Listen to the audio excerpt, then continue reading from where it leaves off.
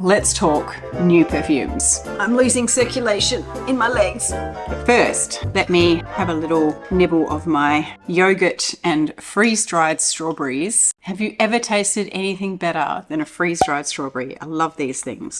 Okay, so I have several new perfumes that date back to probably late last year, before Christmas at least. Some of these I bought recently when I was overseas.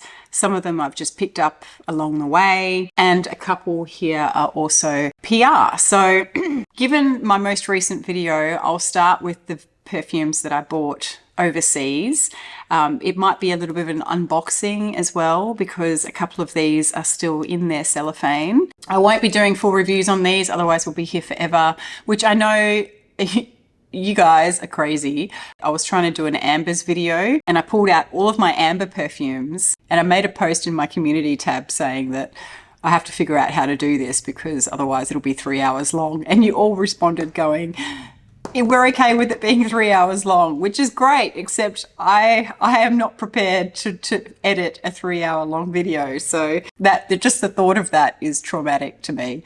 So I have to still figure out, the amber video is still coming, but I just have to figure out how I'm going to do it. All right, so I'll start with the perfumes that I bought overseas. So let me just do some rearranging here. And obviously if I bought them overseas, I've paid full price for them. So let's get the painful part of this out of the way, because everything else I've bought secondhand, or as I said, has been sent to me in PR. There's only 2 that have been sent to me in PR, but the rest I've bought secondhand, except for 1, except for 2, but the rest I bought secondhand. So the first thing that I purchased whilst we were overseas was from the Diptyque store. I purchased a coffret. I have purchased one of these before in Australia, but the ones you get in Australia, they're pre-made. So you can't choose which ones you have. And that's probably because we don't have a boutique here. So we have a distributor, which is a store that sells other stuff, makeup and body care and things, and they just get these in stock. But when you go into a Diptyque boutique, you can choose the ones that you put in your coffret. This is what it looks like. I'm sure you've probably seen it before. And I chose Vetyverio, Tam Dao, 34 Boulevard St Germain. And actually, I forgot to mention, but I did wear this a little bit on the holiday. I forgot to mention that in my what I wore on my holiday video. I do have a full bottle of this at home, but the reason I ended up getting this as part of the coffret was I had picked 4 and I needed to add 1 more to it. And I chose this one because my friend Beck, who I caught up with in Spain, that's the perfume she was wearing in Spain. And it kind of, because I was smelling it on her, I kind of wanted to wear it. So I picked up the travel size, and I obviously have been getting a bit of wear out of that because there was a little bit of a dent. Eau Duelle is another one that I got in here. I've never owned a bottle of Eau Duelle. I know it's very popular, but me, historically not being a vanilla person, I've never picked up a bottle of it. And then L'Eau Papier, which is the new one. And I have some thoughts on that, but I'll share them in a different video. Suffice to say, it's nice, but it's not my favorite. That is the first purchase that I made in France while we were on holiday. The next purchases that I made were from BDK, as I mentioned in a recent video. So I already mentioned that I bought a travel size of Creme de Cuir, and I also bought a travel size of the 3112 Saint-Honore, which is the new one. And it's nice, but I'm not a huge fan of the dry down. The dry down, I think, has a lot of ambroxan, and it smells very molecular-like. So you lose all that beautiful iris that you get in the opening. I guess you could say it goes well with the aldehydic irisy opening of the perfume, but then it kind of overpowers the aldehydic irisy aspects that I like, and you just sort of end up with this molecular woody base, which is okay, but you really have to enjoy those molecular type perfumes to really get the full enjoyment out of 3112 Saint-Honore, I think.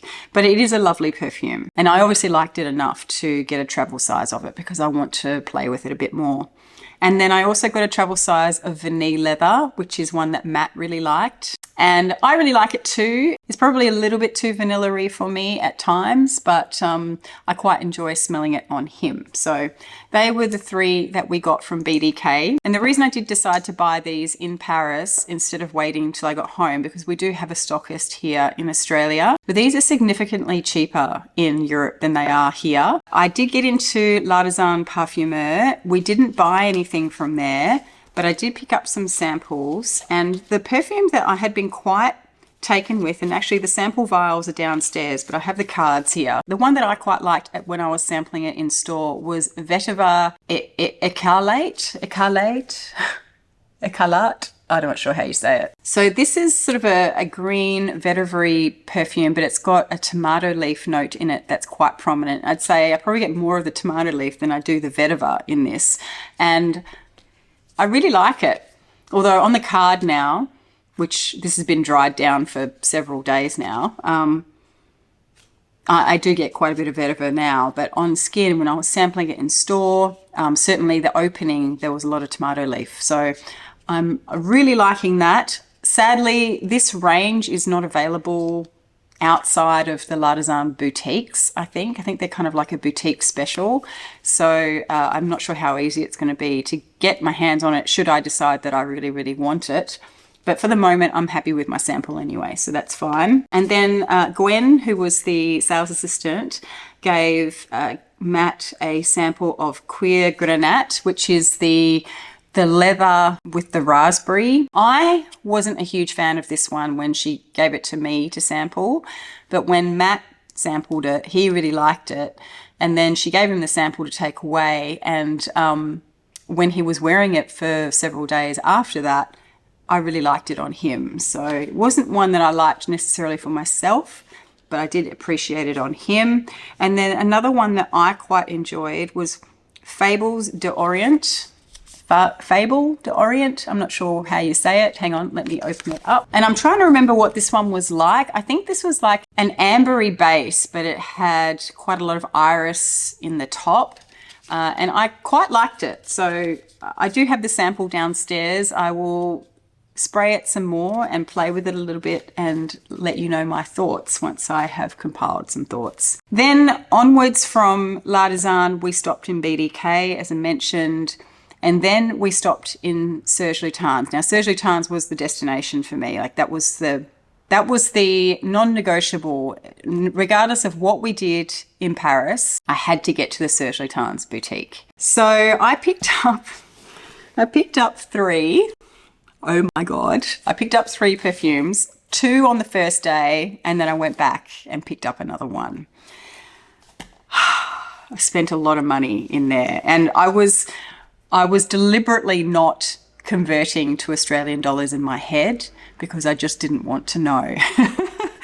So the one that I went back for on the second day was probably the one that I'm most surprised to own now, because it's not one that I've had many opportunities to own this perfume over the years, probably at a much cheaper price point than what I got this at. But this has become really hard to get now because it is now a Paris exclusive. And that's the thing with Serge. I've been hearing rumors about all these Serge Lutens perfumes being discontinued, like Silver Iris Mist, what's the other one? City Bella Bez, and a few others. Even this one had been touted as being discontinued, and they're not discontinued. They're just not being widely distributed. They're just limited distribution. Well, there is no distribution. You have to go to the Paris boutique, but they're readily available in the Paris boutique. But they're also only available in the bell jars now. So this is Jeux de Peau. And the reason I got this one was because when I was in store, she put this on my skin and Matt absolutely went gaga over it over the course of the next 24 hours. Purely because of Matt, I have picked up a bottle of Jeux de Peau. As I say, I could have owned this at a much cheaper price point several times over the last few years, and I never got it because to me it was too bready, and I wasn't a huge fan. But I have come round to this now. I mean, I blame Matt. He commented so much that day and that night on it when it was on my skin. And without that, I probably would not have thought about it quite so much, or I would have talked myself out of buying it.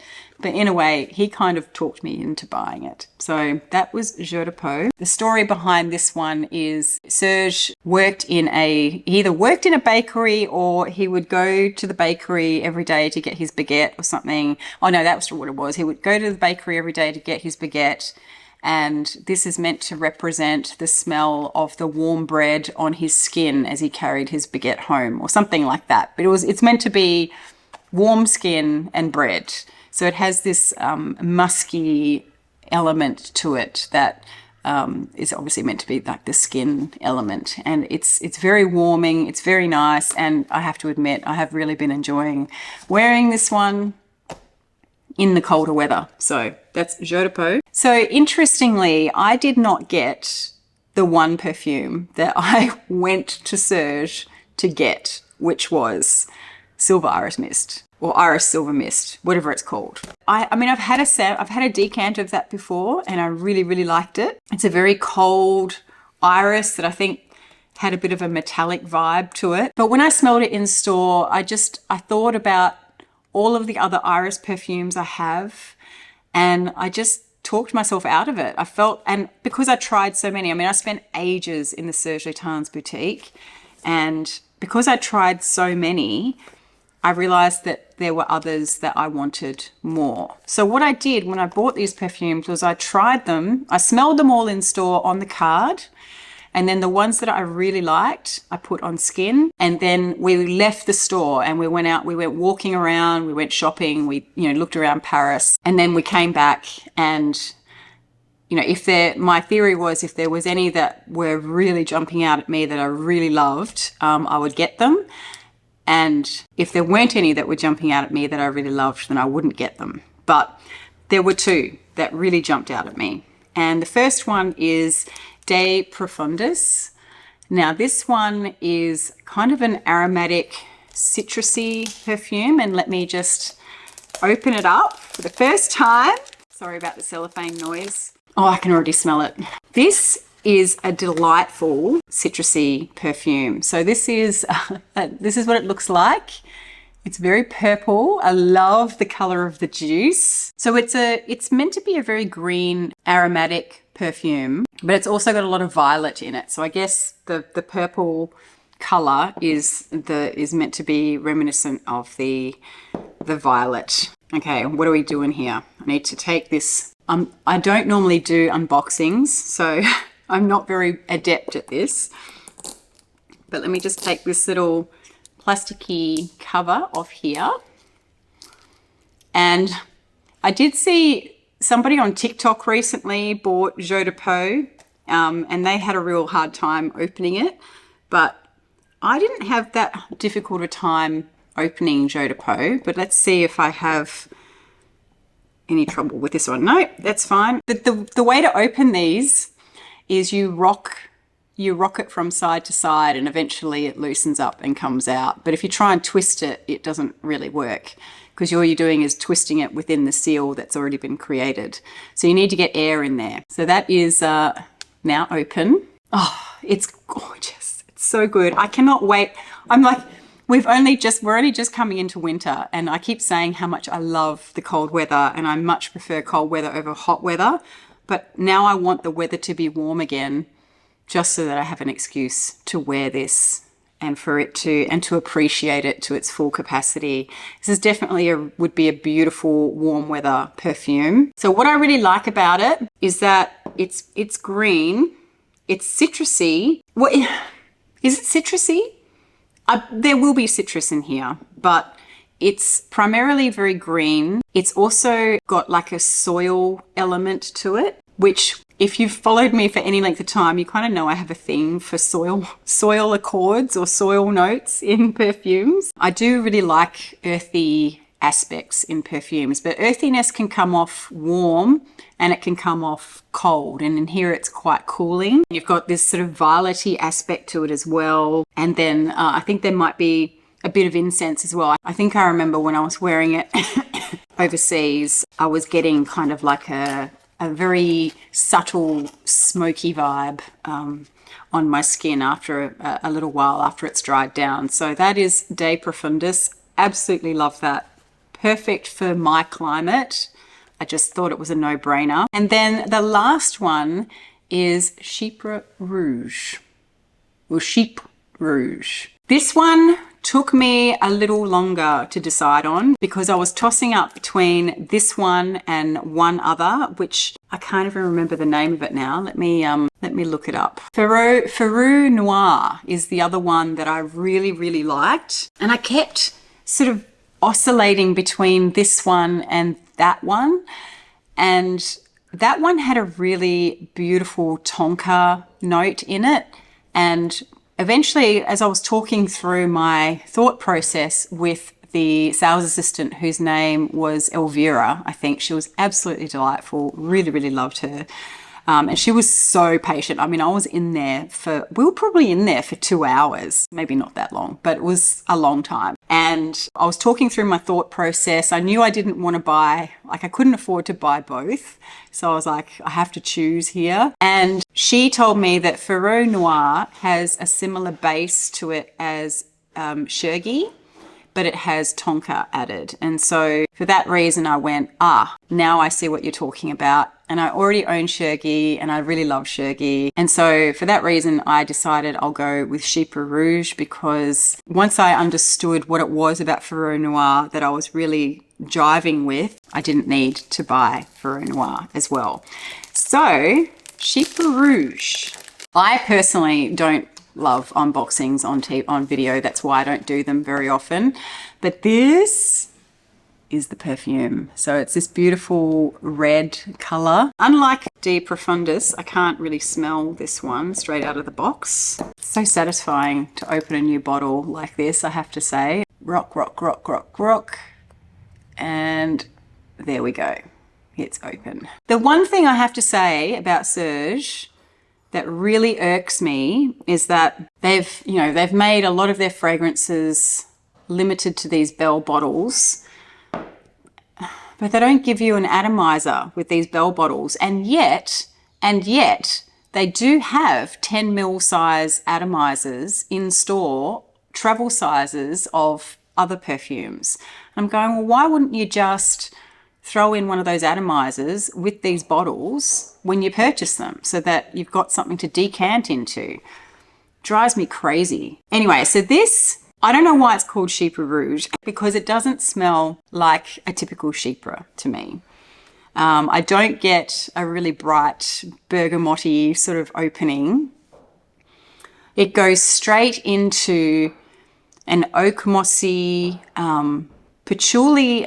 There must be quite a bit of patchouli in here because it smells almost chocolatey, earthy, a little bit aromatic. I get some spices in here. What am I smelling? I don't know what spices I'm getting. I think there's honey in here as well. So it's kind of a honeyed, earthy, mossy kind of perfume. Yeah, I really like it. I need to let this one sit for a bit, because with this one, I distinctly remember I tried it in store and I was kind of like, meh. But then, as we were out and about and walking around, this really developed on my skin really beautifully. So I need to give this a little bit of time, I think, because I'm not a huge fan of the opening. I don't mind it, but it sort of smells like something I've smelled before, probably another Serge, really, when you think about it. But I think the aromatic tones come out more as it dries down. So I need to wait a little bit. But anyway, so that is Chypre Rouge. And it's just, like I say, I mean, it smells, you know what it smells like? It reminds me a little bit of La Participe Passé, which is another Serge perfume. But this has more aromatic tones in it. Yeah, actually that's quite similar now that I think about it. Hope I haven't made an expensive mistake there. But anyway, so that was Chypre Rouge. That was the other Serge that I bought.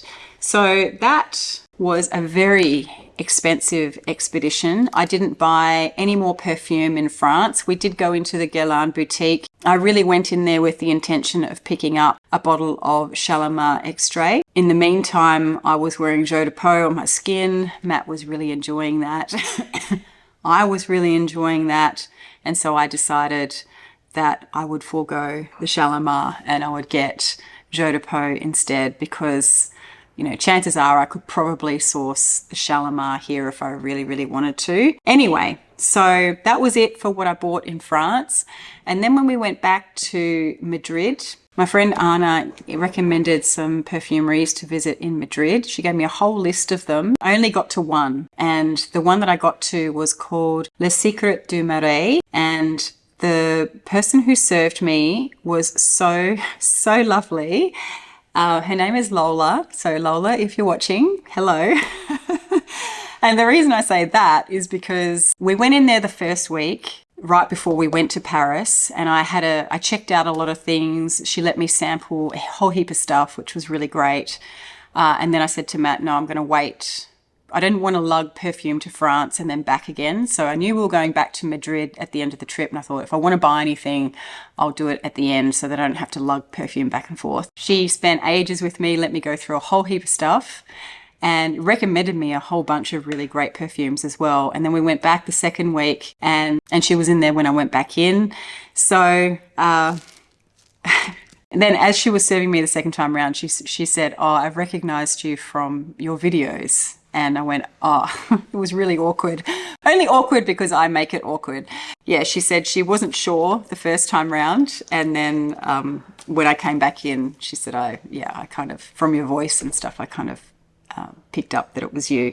So hello, Lola, because you're probably going to watch this at some point. So thank you so much for all of your great recommendations, and again for your patience. Everyone was just so patient with me when I went into these perfumeries. There was just so much that I wanted to try, because there's so many things that we don't get here, or there's things that we can source from Australia but we can't sample them, and they're not locally in a store here where I can just go and smell them. So I did pick up a perfume in Le Secret du Marais, and this is called Thundra, and it's by Profumum Roma, which is my first Profumum Roma perfume.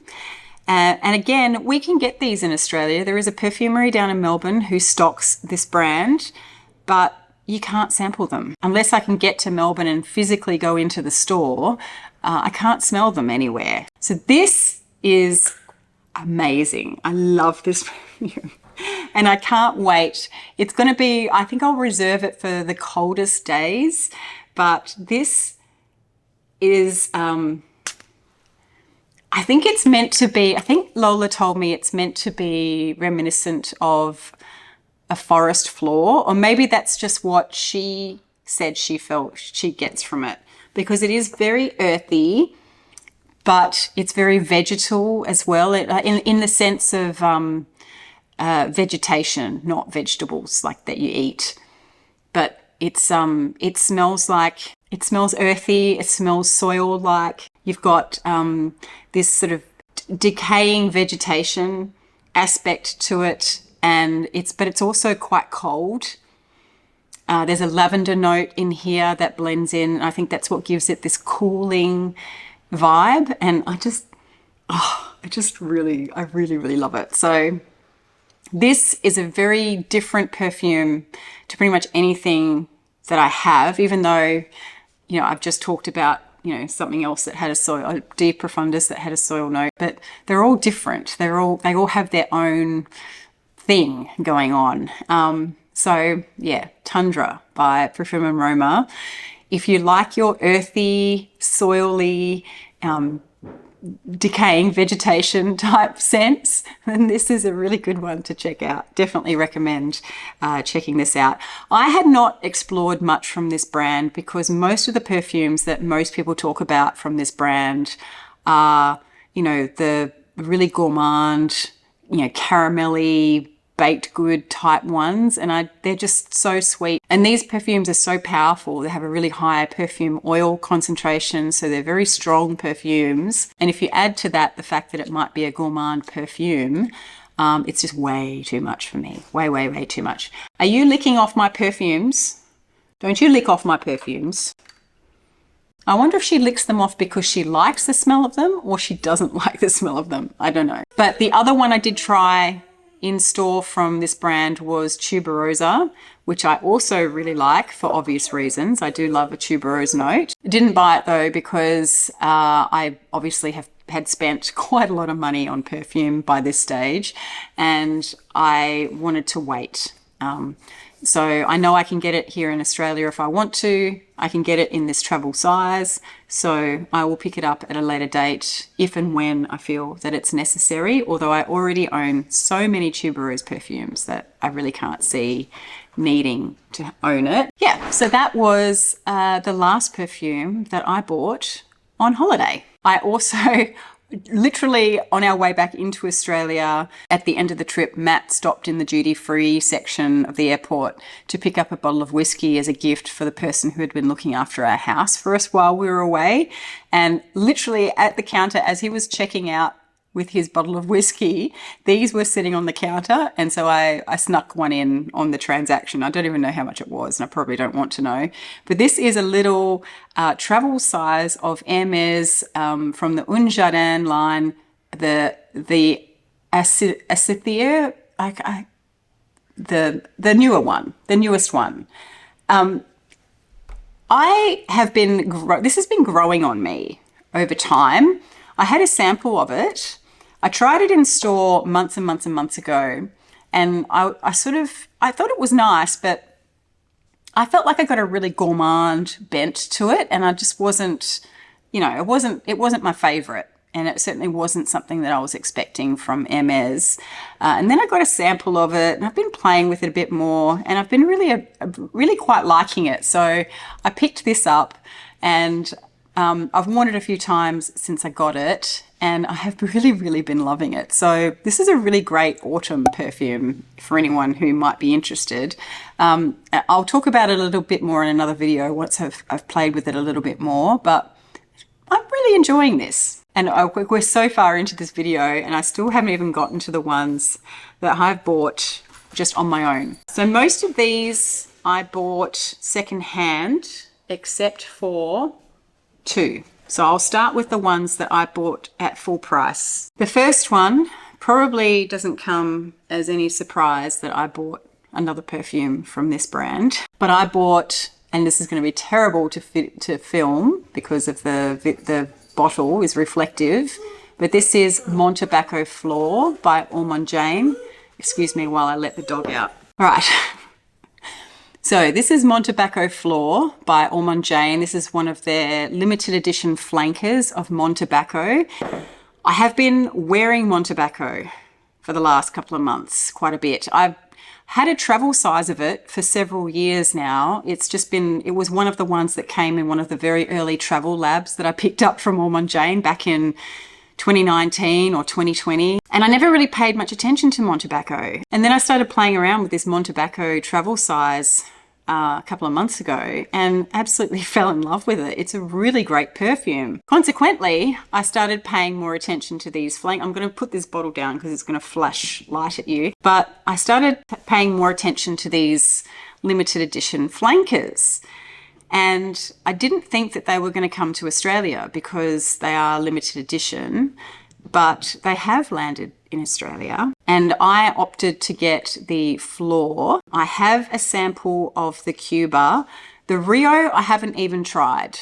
And partly I think that's just because I'm just not enticed by the notes. It's meant to be a very sweet version, I think, and that just doesn't really appeal to me. But the Cuba I have a sample of, but this is the one that I ultimately decided to pick up. It's got a really lovely jasmine note in the top, and we all know that anything white floral is okay in my books, pretty much. So yeah, I've absolutely been loving this perfume. There is something about it that does sort of start off as feeling a little masculine in the opening when you first spray it on. And maybe it's the citrus aspect to it, and maybe also some kind of molecular or synthetic note that, is pretty common in a lot of Ormond Jane perfumes, whether it's Isoe Super or Ambroxan or whatever. It starts off quite almost peppery and citrusy and very clean, crisp, synthetic sort of smell. But then it dries down to this beautiful kind of citrusy, green, aromatic, floral, tobacco-y vibe. And I know that just sounds like a jumble, but it is. There's a lot going on in this perfume, but it's just so, so lovely. And I'm going to stop talking about it because I don't want to hype it. It is limited edition. I don't want to hype it. The original Montebaco is equally as beautiful. I really, really enjoy the original Montebaco. The only reason I opted for this one on top of all that is because I had the option to get it as a limited edition. It is available here in Australia, and it's got that jasmine in it as well, which I really enjoy. So that's the only reason. You don't need to rush out and get this as a limited edition. If you want to experience Montebaco, the original is really, really good and I highly rate it. And if this hadn't been available, I probably would have just kept wearing my original Montebaco and been perfectly happy. And my battery's about to run out again, so I need to change it. Do you mind? I'm trying to film a video here. You know what? You can have this. Hopefully that'll keep her occupied for a little bit. All right, so that was Montebaco Flor. Not an inexpensive purchase. That's the other thing I'll say is all of the Ormond Jane perfumes are now in this 88 milliliter size, and they've upped the concentration. So unfortunately that makes them very, very expensive now, which is very sad because as much as I love Ormond Jane perfumes, another reason why I've always been really happy to advocate for them as a perfume house worth trying is because they weren't ridiculously priced. I mean, I still recommend them. I think they have beautiful perfumes. But if you're on the fence about an Ormond Jane perfume and you're thinking of buying one, I highly recommend, while there's still older bottles of their perfumes on the market in the 50 milliliter size and the 100 milliliter size, I don't know, I probably recommend trying to seek out those bottles or secondhand bottles because they are very pricey now. And so much so that, you know, even me as someone who is very familiar with most of their perfumes and is usually always happy to buy an Ormond Jane, I have to think twice now about buying because they are really, really up there price-wise now. And I know that they've made them more concentrated and everything, and hence why the price jump in addition to the bigger size bottles. But it just feels like, was anyone actually asking for them to be more concentrated? Because they were already quite concentrated. Anyway, I don't mean to whinge. I still really love their perfumes. Obviously, I bought Montebaco Flor, which is in the new bottles. But, you know, again, I have to really think twice now before I purchase a bottle because they are now at a price point that makes them a little bit more out of reach for the average person, like most perfumes that are on the market at the moment. All right, so the next one is another perfume that typically is out of my price range, but I bought it anyway, full whack, because you don't get these ones secondhand very often. I think Diptyque was talking about that this might be discontinued at not too distant future, and it is one that I've had my eye on, and I always wanted to have the Extrait because I think the Extrait is one that's closer to the original perfume now that the EDTs are no longer available. But this is Cuir de Russie by Chanel. And yes, another Chanel. There's a few Chanels in this video. So this is a really gorgeous, gorgeous, gorgeous green, smoky leather. It's not too dark in the leather, and it dries down very buttery and gorgeous. I have worn it already. I really love it. I should show you the bottle, shouldn't I? I just love these little Extrait bottles as well. So that is the bottle right there. All right, I'm going to start going through these a bit more quickly because I'm going to run out of room on my SD card as well as having to change the battery 10 times. Let's continue with the Chanels then. The other Chanel that I bought secondhand, these are big bottles, but I didn't pay anywhere near retail for these. These actually cost me less than it would cost me to buy a 75ml bottle. So this is 31 Rue Cambon. If you follow me on Instagram, you'll already know that I've bought this. This is one that I had my eye on for ages. Oh God, it's gorgeous. Love this. Love, love, love it. This is kind of like a green aromatic iris. There's some kind of voluptuous florals in there as well. I think it's meant to be a ylang ylang. I I don't necessarily get it coming off as ylang ylang. I really get lots of iris, but then you get this floral, my brain is not really functioning today, but that beautiful headiness of florals in the background. Gorgeous. As I said, it's also quite green, which is really nice. And then it has this beautiful sort of woody base. It's a stunning perfume. It's probably one of my favorite Les Exclusives, if not my favorite, apart from number 22, which I also really love. And then this one was just a opportune purchase. Again, secondhand from the Facebook group. Somebody was selling it. And I'd been sort of wanting to get a bottle of this, but this was not one that was, you know, at the top of my list of priorities. So it's always one that I've put off and put off and put off.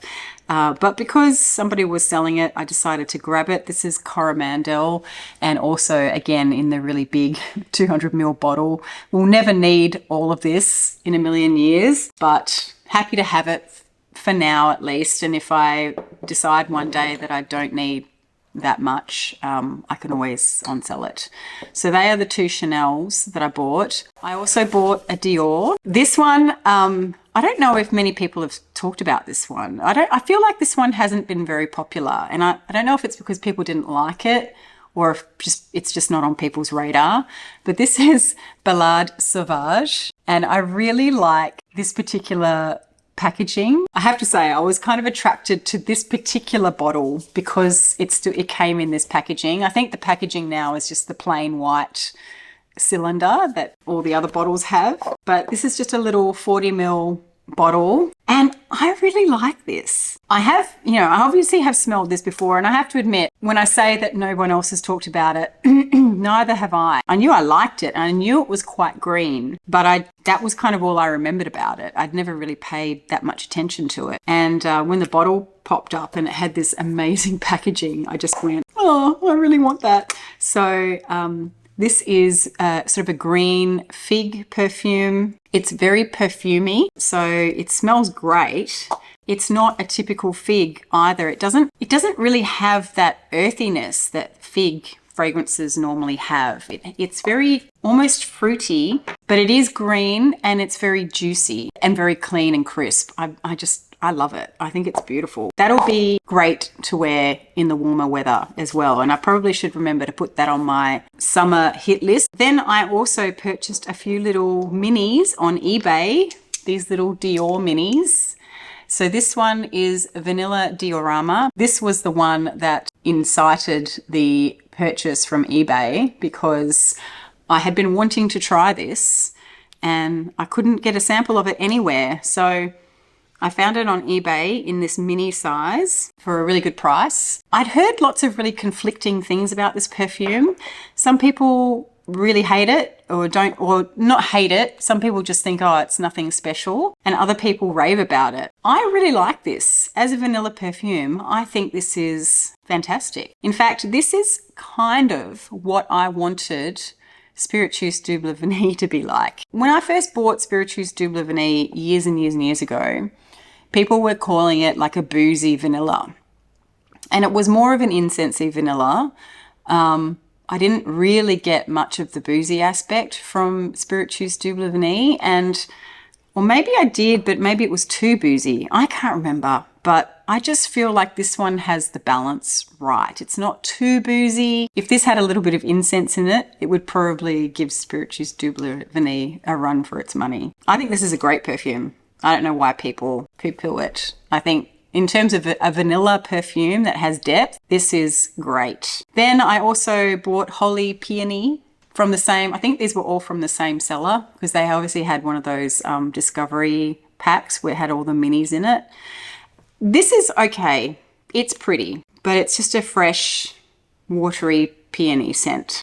It'll be lovely to wear in spring, but it's not really, I don't feel, I mean, with Vanilla Diorama, I'm sort of going, do I want to buy a full bottle of that? Because I really like it.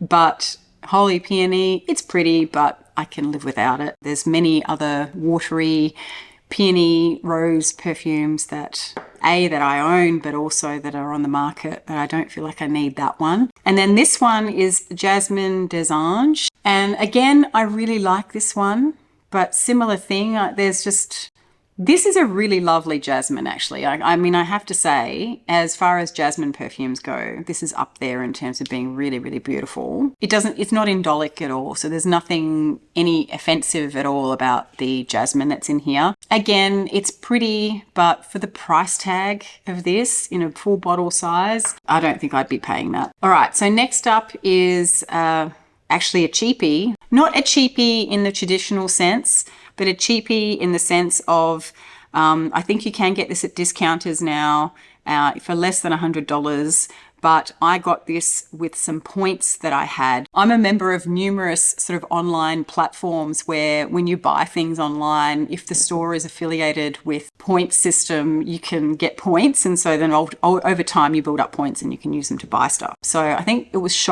either shop back or cash back or something like that. And I had enough points to be able to buy this bottle for nothing. But this is a luscious tropical floral. I think there's lots of yellow florals in here. It smells like there's lots of ylang-ylang, maybe some tiare.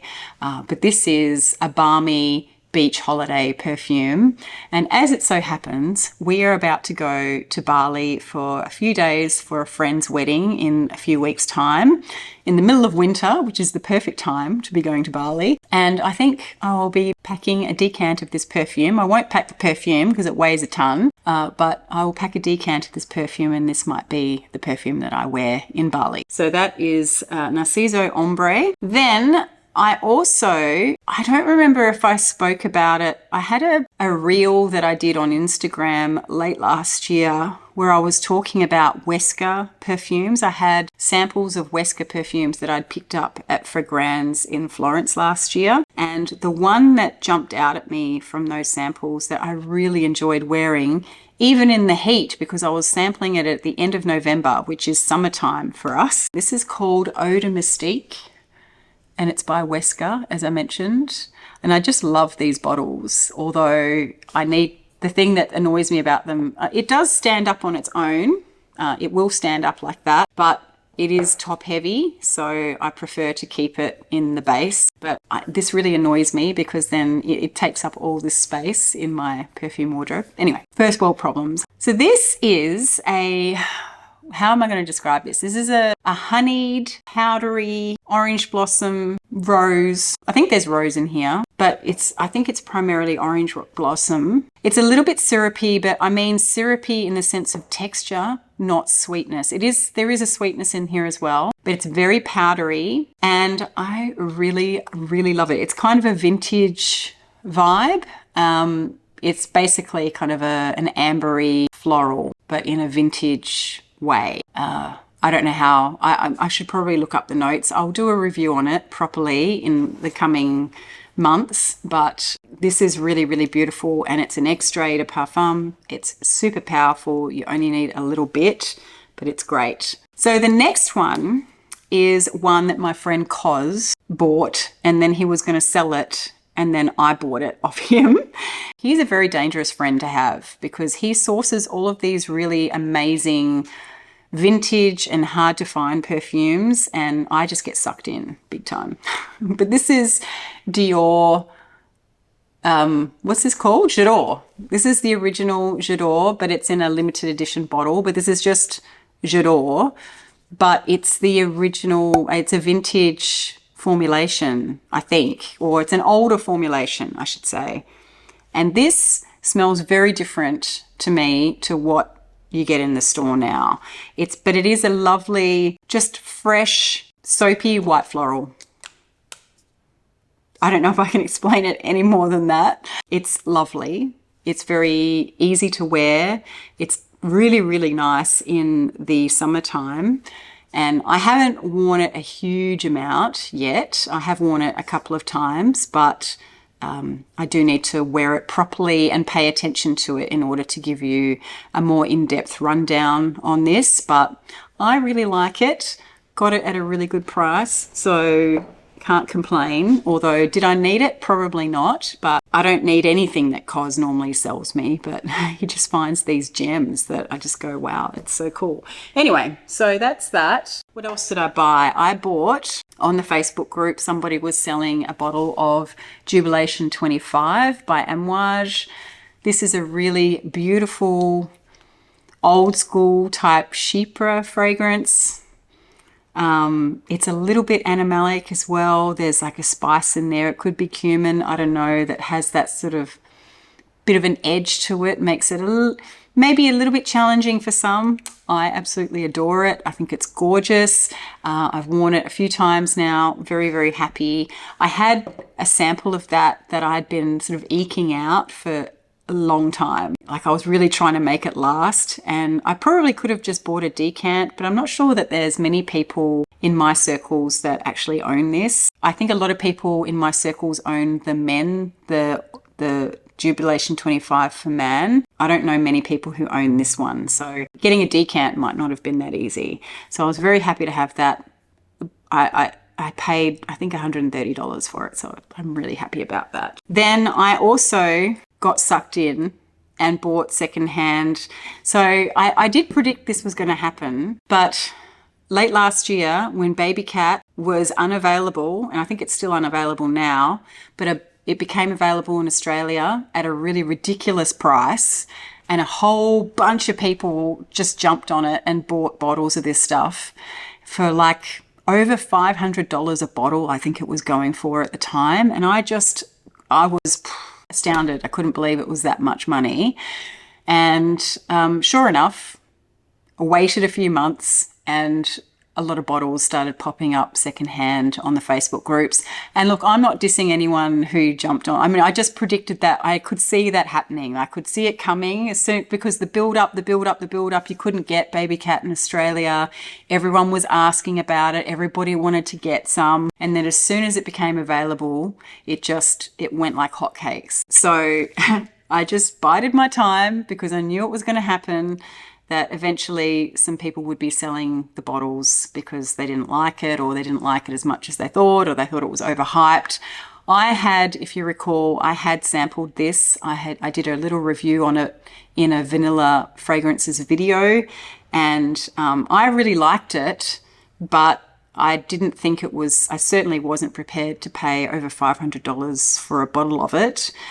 So I picked it up secondhand at much less than that. So I picked up a bottle of Baby Cat by YSL, and I have actually been wearing it, and I do really enjoy it. I think this one and Material are probably, at this point in time, my favorite vanilla-centric fragrances, just because they're interesting. Oh, and Vanilla Diorama. So they're probably my three favorite vanillas at the moment. And yeah, like I said, it's a very spicy, leathery, incensey vanilla, and it is very spicy. And I think when I described it previously, I described it as smelling very similar to when you walk into a store that, I want to call them like in an alternative store, but in a store that like stocks a lot of incense, and maybe they have some interesting Indian fabrics and things like that they're selling, and maybe they've been burning the incense in the store, and the fabrics absorb the smell of the incense and the spices that maybe are also being sold in the store, and you get these fabrics then take on the smell of everything that's in the store, and they smell beautiful. They've got all this spice and incense sort of embedded in them. That's kind of what this smells like, but then add vanilla to it as well. I think I already mentioned in a previous video that I picked up a travel size of this Chloe Rose Intense, Chloe Rose Naturelle Intense. It's a very pretty rose, kind of watery and very easy for me to wear. I quite enjoy this one, but I'm not sure I would upgrade to a full bottle anytime soon, but this is just a lovely one that I like to have in my bag. And then if I want to top up some perfume at something throughout the day, this is a really nice one to just throw on, particularly in the second half of the day when, maybe my concentration is waning, or I want something fresh that sort of uplifts me. That's a really good one for that. That's it for all the perfumes that I've bought, which is a lot.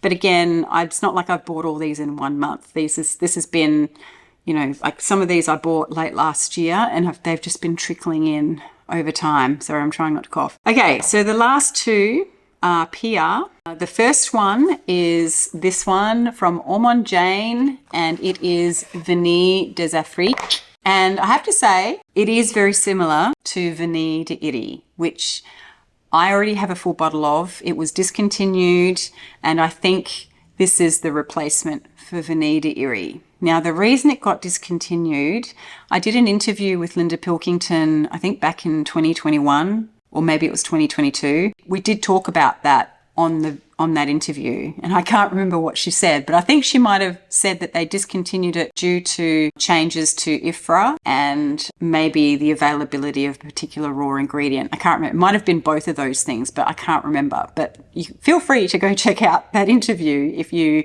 so wish. I'm pretty sure I did upload it onto YouTube as well as on Instagram. So I do have another video clip where I have talked about this in a lot more detail, which I was going to put in a vlog. But suffice to say, this one comes off as being a bit darker than the original Vanille d'Iri.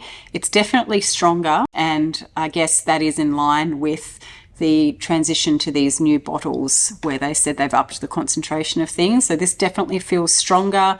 It feels darker. I feel like there's maybe some dark fruits or some more woody elements in here that are giving it more of a darker edge, or perhaps it's even the vanilla itself that they've used that has a more dark leathery tone to it. And I feel like there's more florals in here. Sorry, I'm trying not to cough. That's why I'm breathing weirdly. I want to say that I think the florals that are in here might be a little bit on the indolic end of the spectrum, because for me, when I smell it in the opening, it's not super indolic, but I do feel like there's a bit of an edge to it compared to the original Vanille d'Iri, which was very smooth. There was sort of nothing that jumped out at me as being kind of offensive. Like this isn't offensive in any way, shape or form. It's very nice. It's very easy to wear. And if you never got to put your hands on, or you wanted a bottle of Vanille d'Iri and you missed out, then this is very, very similar. They dry down to be very, very similar. But the opening is a little bit different. This one is definitely more spicy,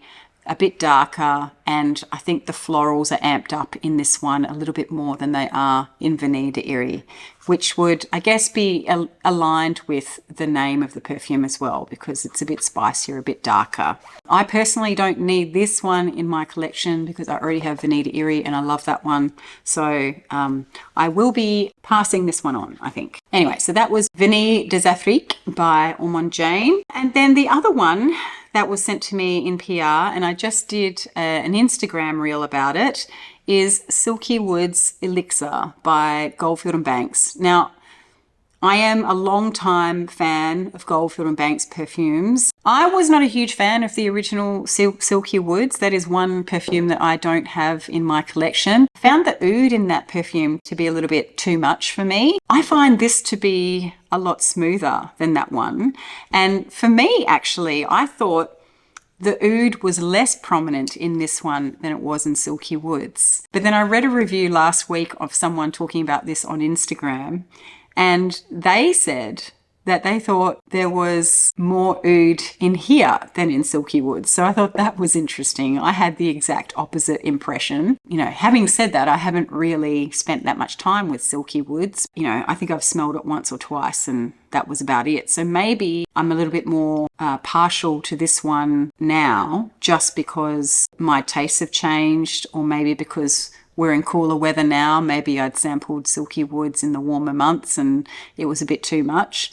But I will say I do enjoy this. I don't know if it's something that I personally would wear. It is an absolute powerhouse. Matt did his usual thing the other day of we were going out for lunch and he had never sprayed this on before, and I had put it on the dresser saying you might want to have a smell of this and see if you like it. He'd smelled it and he said he liked it, but that was about as far as it went. Anyway, he then went and put like several sprays of it on, and I'm going, dude, we're going out for lunch and all I can smell is your perfume. He then went and put another layer of clothes on and a scarf to try and like dampen it down. But I don't know if you've ever remembered the story that I told of him doing that with Tironi, like spritzing like 7 or 8 sprays of Tironi by Auto Parisi on himself. And I was like, stop! He's much more experimental with perfumes now, but he doesn't think about concentration or how powerful something is. So that's not a concept that he thinks about when he's applying. So he just goes, and I'll be like, stop. Anyway, Silky Woods Elixir is, yeah, a really nice addition actually to Matt's perfume wardrobe. I did wear this for a couple of days and quite enjoyed it, albeit I sprayed it very sparingly. This has a fig note in it. And it's so funny because when people talk about, say, the fig note in Gris Chanel, I can get it, but it's not like that prominent to me. Although some people say, oh, it's like I can totally smell the fig. For me, in Gris Chanel, I don't get a huge amount of fig. I mean, I can detect it, but it's not like jumping out at me as being a fig fragrance. This is really, really interesting because you have all these dark woods. It's very sort of, I guess, ambery in the base, but then you have this really prominent green element running through it. And it does smell like green fig. It's really, really interesting. And I'm not saying interesting as, oh, it's interesting. It genuinely is a very interesting smell to me. I'm very intrigued by it. I find it very captivating. Again, it's hard for me to wear just because it's so strong, but I guess that's the point. It is an elixir. But yeah, this fig element intermingled with this vanillic, ambery, strong, woody base, super, super, I don't want to say interesting again, but captivating. Let's just say kind of captivating. It's a bit smoky as well. And the figgy element of this is very green and fruity, not so much the milky. I don't get a lot of that milkiness that you sometimes get with a fig note. I don't know. If you liked the original Silky Woods, it's probably worth trying. If you don't like a fig note, forget about it because the green element to that is definitely there.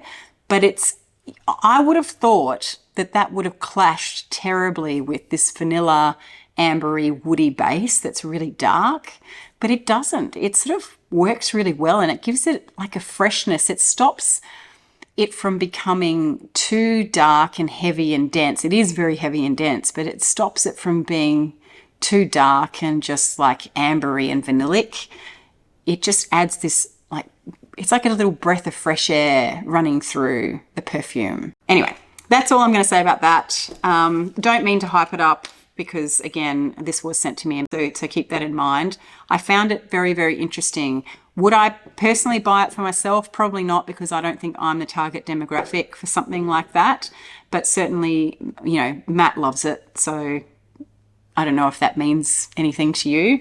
But there you go. So this was very, very long and I don't know how I'm going to edit this. Anyway, they are all of the new perfumes I have acquired in the last 9 months. I've also gotten rid of a lot of perfumes. I've given away quite a few perfumes over the last few months. I gave some to my stepdaughter. I gave her that big, ridiculous bottle of Miss Dior Eau de Parfum. I don't know if you remember when I bought that. I think that was in 2021 or 2020, early 2023 maybe. I bought this massive big bottle of Miss Dior. It was so stupid. It was like a 150 ml bottle of Miss Dior Eau de Parfum. Anyway, I gave that to Josie because I am still not even halfway through the 50 ml bottle I have of that, and I'm not even sure I really want that anymore either. So she got that. And then a couple of friends of ours very tragically had their house burned down. And they lost everything, obviously, everything that was in their house. So I've loaded them both up with a bunch of perfume. I'm not even sure if they really wear perfume that much, but they got a bunch of perfumes off me. I probably am currently on par. Even with the addition of all of these, I'm probably on par with what I've offloaded in the last few months as well. So I don't think I've increased my number too much, although I don't even know how many perfumes I really have anymore, to be honest. And I don't really want to count them. I just want to go through this exercise of understanding what it is that I'm actually wearing and gravitating towards and enjoying. And then maybe I can bring the number of perfumes I have down a little bit. I'm not out here trying to reduce my perfume wardrobe to a certain number or anything like that. I don't have like a set number in my head that I must have, you know, less than 100 perfumes or something like that. And it's good to have a target like that when you do start, you know, going through and working out what it is that you like. But unlike clothing, I think with clothing, it's very easy to, not easy, but eventually you work out what your style is, and it's very easy to stay within the constraints of your style. But for me, with perfume, there's just so many that I like and so many that I enjoy wearing that it's really hard for me to keep it contained to one style. Like, I don't want all fresh florals, and I don't want all spicy ambers, and I don't want all freshies either. I want bits of everything. So I don't know, I'm trying to work out how I can find the balance between, you know, continuing to explore new perfumes and enjoy this process without getting overwhelmed and without being ridiculous and spending way too much money, which I've already done over the years. But I'm just trying to find the balance. You know, I don't want to not ever buy another perfume ever again. Certainly, I don't need to buy any more perfume ever again if I choose not to, because I've got enough here to last me several lifetimes.